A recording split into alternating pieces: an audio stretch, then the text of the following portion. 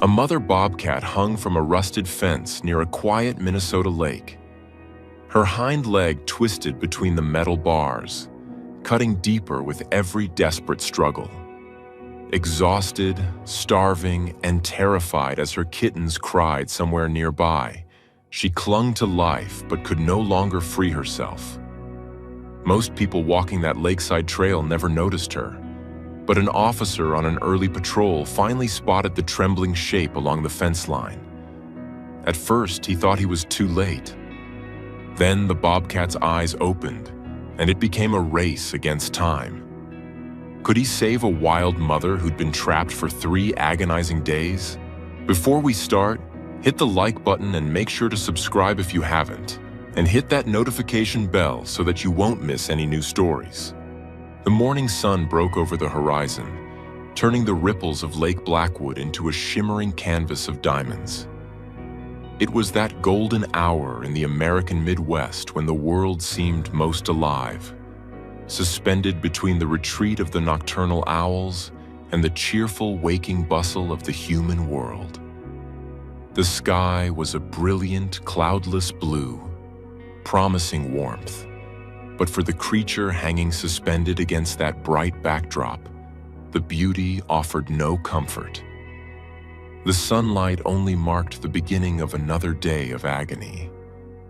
She was a bobcat, a matriarch of these woods, a creature of stealth and power.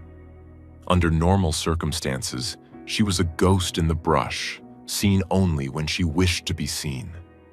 But for the last 48 hours, she had been reduced to a spectacle of suffering exposed in the harsh light of day. It had been a simple mistake, born of maternal desperation. The winter had been harsh, and the spring thaw was slow, making prey scarce. Driven by the crying bellies of her 3 kittens, she had taken a risk. She had tried to shortcut through the old industrial perimeter near the water treatment plant to reach the nesting grounds where the waterfowl laid their eggs. The fence was old, a chain-link relic topped with rusted twists of wire.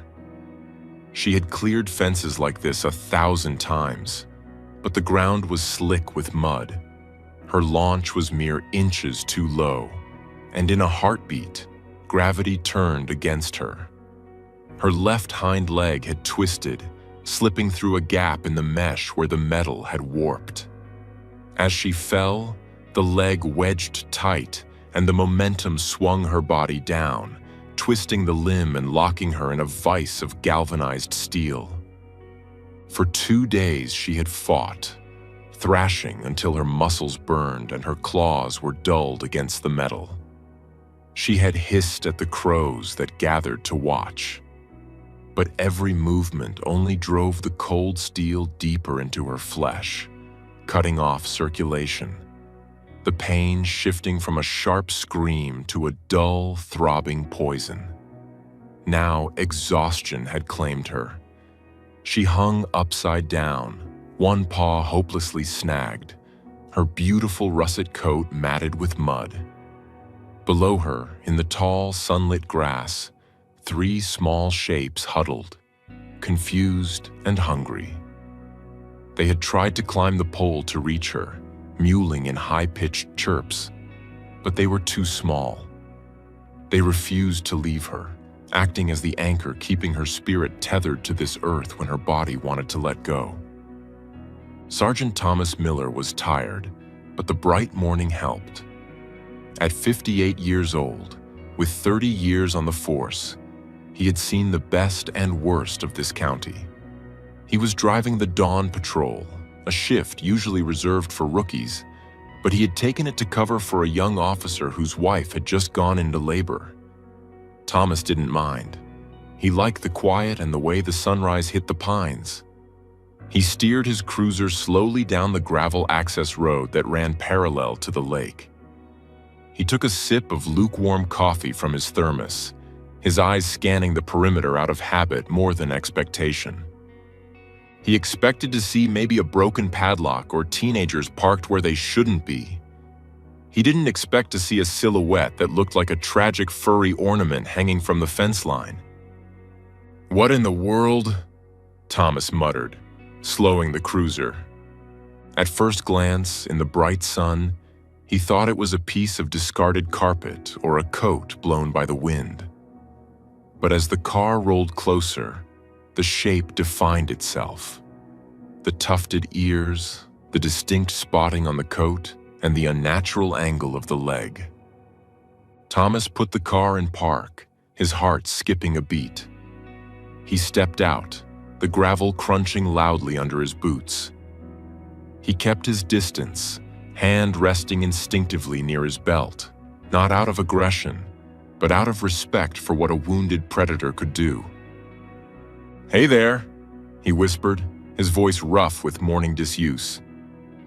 The bobcat didn't move. She looked dead, her body limp and swaying slightly in the breeze coming off the lake. Thomas felt a pang of sorrow because he hated seeing animals suffer. It was the part of the job that never got easier. He reached for his radio to call animal control for a removal, assuming it was a recovery mission rather than a rescue. Then her eyes opened. They were gold, burning with a fierce, terrified intelligence, and she let out a low, gurgling hiss, a sound of pure desperation. She tried to heave herself up to strike at him, but she had no strength left. Her body just shuddered and slumped back down. And then Thomas saw the movement in the grass. 3 pairs of blue-green eyes peered out from the weeds. The kittens. They were tiny, shivering, and looking back and forth between the looming police officer and their trapped mother. One of them let out a crying mew that pierced the morning air like a needle. Thomas felt his chest tighten. "Oh no, no, no, no. You're not alone, are you?" He keyed his radio, his voice urgent. "Dispatch, this is Unit 4 Alpha. I need animal control and a wildlife specialist at the south access road of the reservoir, immediately." "Unit 4 Alpha, is there a public safety threat?" the dispatcher asked. "Negative on public safety, but I've got a critical situation. Mother Bobcat trapped in the perimeter fence. She's alive, but barely. And, dispatch, there are kits on the ground. We need to hurry." The wait felt like an eternity, though it was less than 20 minutes, and Thomas stood guard. He didn't approach the fence. He knew that getting too close would only cause the mother to thrash, potentially breaking her leg or killing herself from stress. Instead, he stood by the hood of his Charger, speaking in a low, steady drone. "It's okay, Mama. Help's coming. Just hang on. Think about those babies. Just hang on." He didn't know if animals understood tone, but he knew they understood energy. He kept his breathing slow, projecting a sense of calm he didn't fully feel, and watched the kittens. They were bold, driven by hunger. One even ventured onto the gravel road, sniffing the air. When the animal control van arrived, followed by the truck of Dr. Sarah Evans, a local wildlife veterinarian, the scene became a hive of hushed professional activity. Dr. Evans was a woman in her 40s with a no-nonsense ponytail and eyes that had seen every tragedy nature could devise. She approached Thomas quietly. "Status?" "She's been there a while, Doc," Thomas said, pointing. "Maybe since last night, maybe longer. She's exhausted. She tries to fight every time the wind blows, but she's running on fumes." Dr. Evans raised her binoculars and stood silent for a long moment. "That leg is in bad shape. Circulation is compromised. If she panics when we get close, she'll snap the tibia, and I'll have to euthanize her. We can't let that happen." "The kittens?" Thomas asked. "They look thin. If she dies, they die. They aren't weaned yet," Evans said grimly. "Okay, here's the play. We can't tranquilize her from a distance. If she goes limp while hanging like that, her body weight will dislocate the hip or tear the ligaments completely. We have to support her weight before we cut her down. It was a dangerous plan, requiring them to get within biting distance of a trapped, terrified apex predator who was fully conscious. "I'll help," Thomas said immediately. Evans looked at him. "Officer, a bobcat can shred a Kevlar vest if it hits the right spot. She's a buzzsaw of muscle and claws." "I know," Thomas said, looking at the kittens huddled by the fence post. "But I found her. I'm seeing this through." They moved in.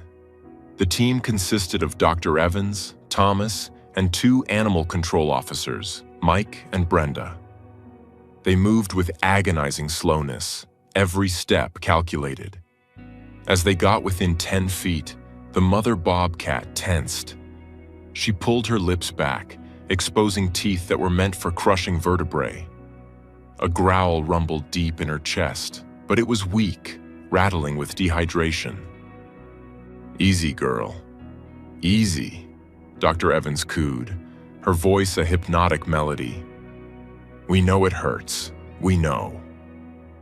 Brenda, the animal control officer, moved to the left, distracting the cat's gaze. In that split second of distraction, Thomas and Mike moved in from the right. They carried a heavy, thick quilt used for handling raptors and large mammals. "Now," Evans whispered. Thomas stepped forward and, with a gentle but firm motion, lofted the quilt over the hanging cat. Darkness often calms a trapped animal, and as the heavy fabric settled over her, the visual stimuli vanished. Immediately, Thomas moved his hands to support her hips, bearing the weight of her body and lifting her slightly to relieve the tension on the trapped leg. He could feel the heat radiating from her, a feverish, intense heat. She was trembling so violently that the vibrations traveled up his arms and into his own chest. "I've got her," Thomas whispered, sweat beading on his forehead despite the cool morning. "I have her weight." "Hold steady," Dr. Evans said, now at the fence wielding a pair of heavy-duty bolt cutters. "The wire is twisted into the flesh. I have to cut it piece by piece." Snap. The sound of the metal cutting was loud in the quiet air. The bobcat jerked, letting out a yowl of pain from beneath the blanket. "Shh," Thomas murmured, leaning his head close to the blanketed bundle, risking his face. "It's almost over. You're doing so good." Then, something impossible happened. Thomas froze and looked at Dr. Evans. "Doc? What is it? Is she biting?" "No," Thomas said, his voice filled with awe. She's making a noise." It wasn't a growl, and it wasn't the chattering of teeth. Through the thick quilt, against his palms, Thomas felt a rhythmic, low-frequency vibration. It was a purr. It wasn't the happy purr of a house cat on a lap. It was the rough, jagged purr of a creature in extreme distress. A self-soothing mechanism, a plea to the universe. It was the sound of a mother who realized that these large creatures holding her were not killing her, and that for the first time in days, the agony in her leg was receding. "She knows," Thomas whispered. "I swear to God, she knows we're helping." "Keep holding her," Evans said, her focus laser-sharp on the wire. "Almost there. One more strand." Snap. The tension released instantly and the leg was free. The bobcat slumped completely into Thomas's arms. She didn't lash out or try to claw his face. She simply collapsed, a dead weight of fur and bone utterly spent. "Net!" Evans commanded. They lowered her gently into the padded net Brenda held open. As soon as her paws touched the mesh, the reality of her freedom seemed to hit her. She shifted, trying to stand, but the injured leg gave way. She looked up, the blanket falling back to reveal her face. She didn't look at the humans. She looked immediately toward the tall grass. "The kittens," Thomas said. "We have to get them." The kittens, terrified by the commotion, had scattered into a small drainage pipe nearby. It took another 20 minutes of patience, but using the mother's scent from the blanket, they were able to coax the 3 hissing, spitting furballs into a separate carrier. "They're safe," Thomas said, looking into the carrier. "We got the whole family." The rescue on the side of the road was only the first battle. The war for survival would be fought at the Willow Creek Wildlife Rehabilitation Center. Getting the mother into the transport crate proved to be the next hurdle. Despite her exhaustion, the metallic creak of the transport cage terrified her. It smelled of disinfectant and steel, the same smell as the fence. She braced her front legs against the doorframe, her eyes wide with panic. She would not go in. She would rather die on the roadside than enter another metal trap. Brenda, the animal control officer, saw the problem and did something that broke protocol but saved the mission. She grabbed a towel and sat cross-legged inside the large transport van, placing the crate in front of her but opening the back of it, creating a tunnel. She spoke softly, making herself smaller than the Bobcat. "Come on, Mama," Brenda whispered. "Look at me. No traps. Just a ride." It took a long, agonizing minute. The Bobcat looked at Thomas, then at Dr. Evans, and finally at Brenda. She let out a soft huff of air. Then, limping heavily, dragging the damaged leg, she pulled herself into the crate. At the center, the medical assessment was grim. "She's septic," Dr. Evans announced, looking at the blood work an hour later. "The wound is deep, down to the periosteum of the bone. She's dehydrated to the point of kidney stress, and she's lost about 15% of her body weight." Thomas had stayed. He had called his precinct, explained the situation, and taken a personal day because he couldn't leave. He sat in the waiting room drinking bad coffee, waiting for news. "Will she make it?" he asked when Evans came out. "The next 24 hours are critical," she said, wiping her hands on her scrubs. "We've flushed the wound, started aggressive antibiotics and IV fluids. We have the kittens in an adjacent pen. They can smell her, and she can smell them. That's the best medicine we have. If she knows they are there, she'll fight." And fight she did. For 3 days, the Bobcat, whom the staff named Hope, though Thomas just called her Mama, hovered between life and death. The fever burned through her. She refused to eat and lay curled in a ball, her breathing shallow. Thomas stopped by every evening after his shift, and though he couldn't go into the isolation ward, Dr. Evans let him watch on the security monitor. "Come on, old girl," Thomas would whisper to the grainy screen. "You didn't survive that fence just to quit now." On the 4th morning, a breakthrough occurred. A staff member brought in a bowl of nutrient-rich meat slurry. Usually, Hope would ignore it, but this time she lifted her head and her nose twitched. Slowly, painfully, she dragged herself to the bowl and began to lap at the food. From that moment, the tide turned. The recovery was slow. The leg required weeks of bandage changes and laser therapy to reduce scar tissue. The kittens were growing rapidly, fed by the staff until Hope was strong enough to nurse again.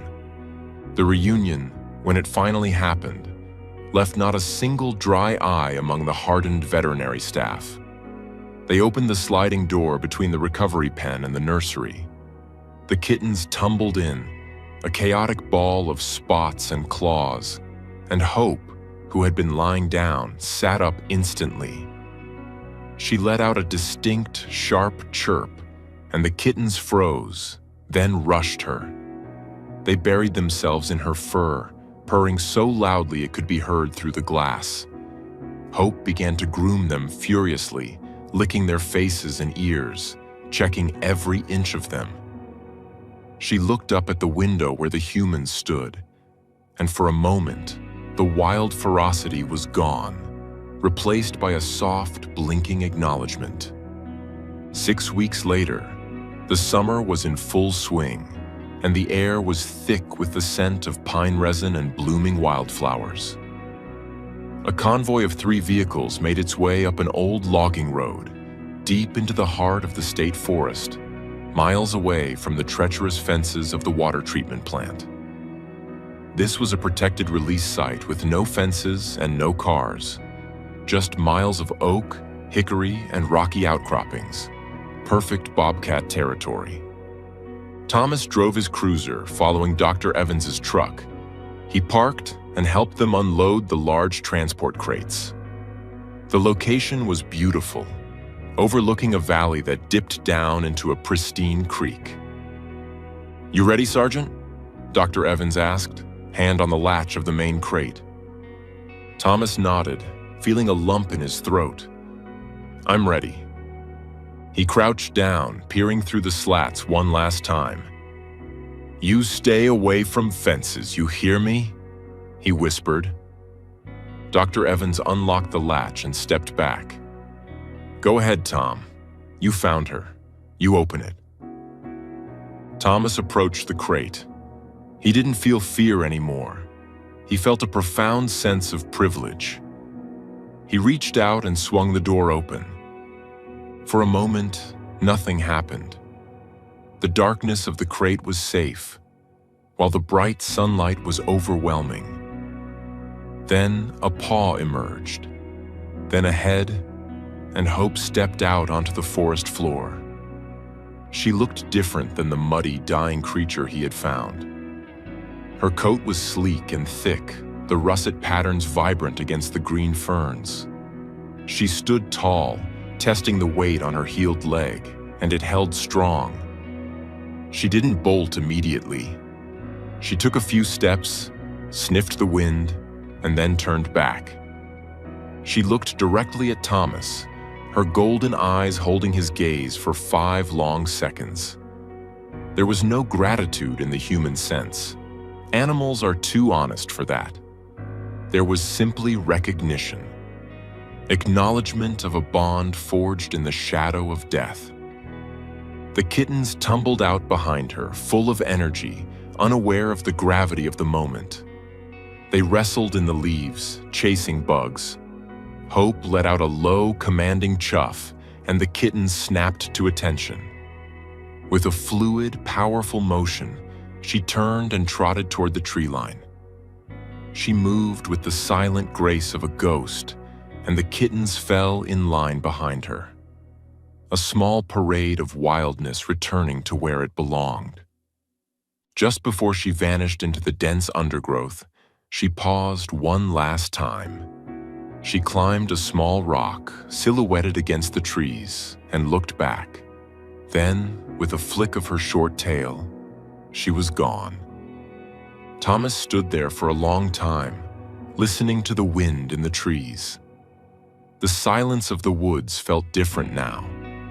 It felt complete. "You okay, Tom?" Dr. Evans asked, packing up the empty crates. Thomas wiped his eye with the back of his hand, laughing softly. Yeah, I'm good. Just dust." He looked at the empty spot where she had stood. He thought about his own son, grown and moved away, and the passage of time. He thought about the fragility of life and the stubbornness of hope.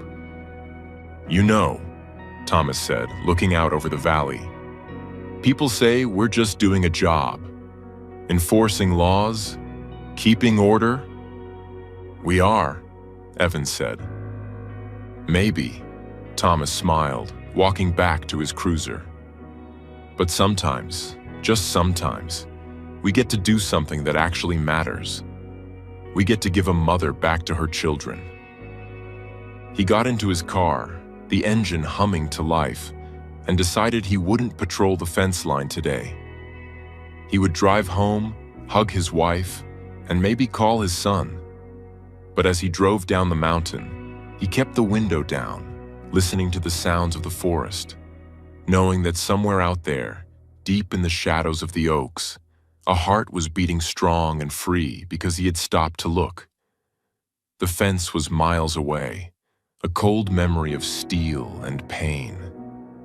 But here, in the heart of the wild, life had won, and that was enough.